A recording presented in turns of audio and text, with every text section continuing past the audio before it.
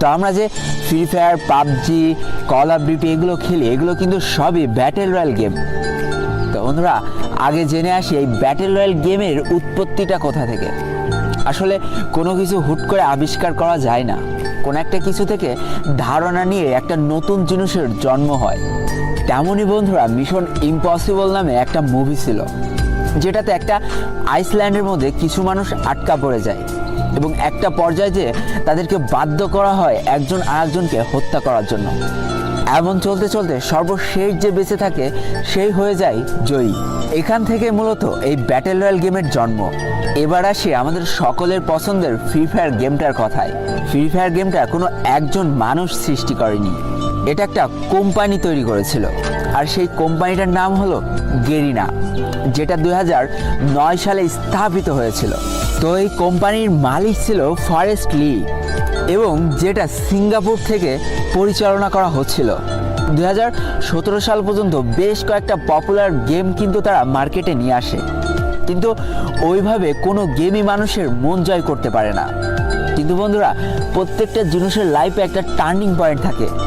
এই free fire গেমটা ছিল গেরিনা কোম্পানির লাইফের একটা টার্নিং পয়েন্ট। এবার চলো জেনে নিই এই ফ্রি ফায়ার গেমটা কিভাবে আবিষ্কার হলো।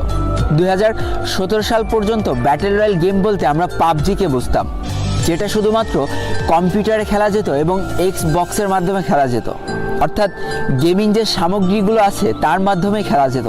এবং বন্ধুরা, গেমারদের মধ্যে একটা চরম উন্মাদনা সৃষ্টি হয়ে গেল এই পাবজি গেমটাকে ঘিরে, যেটা শুধুমাত্র কম্পিউটার এবং এক্সবক্সের মাধ্যমে খেলা যেত।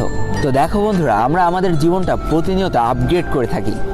একটা সময় আমরা গেমিং বলতে খালি বুঝতাম কম্পিউটার এবং বিভিন্ন ভিডিও গেম সামগ্রী, কিন্তু যুগের সাথে তাল মিলিয়ে এই গেমারদের জীবনে আরও একটা নতুন সূচনা শুরু হলো, সেটা হচ্ছে মোবাইল গেমিং।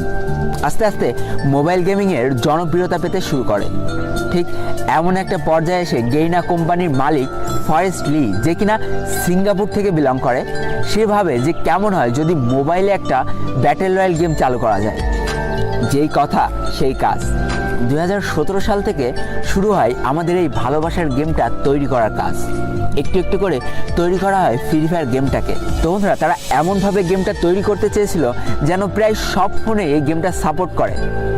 তাই তো ভালো ফোন, খারাপ ফোন, সব ফোনে যাতে এই গেমটা খেলা যায় সেই চিন্তাকে মাথায় রেখে এই গেমটা তৈরি করার কাজ শুরু করে ফেলে। 2017 সালের মাঝামাঝি অবস্থানে এই গেমটার বেটা ভার্সন লঞ্চ করা হয়, অর্থাৎ কিছু মানুষের মধ্যে এই গেমটাকে সীমাবদ্ধ করে দেওয়া হয় এবং যারা খেলে এই গেমটার ভালো ও খারাপ দিকটা তুলে ধরে, যেটার পরে ভিত্তি করে এই গেমটার আরও নিখুঁত করে তৈরি করার কাজ শুরু হয়ে যায়। 2017 সালের 4 নভেম্বর চলে আসে এই গেমটার লঞ্চ করার সেই অন্তিম দিন, যেদিন এই গেমটা হাজার হাজার মানুষের মধ্যে ছড়িয়ে দেওয়া হয়।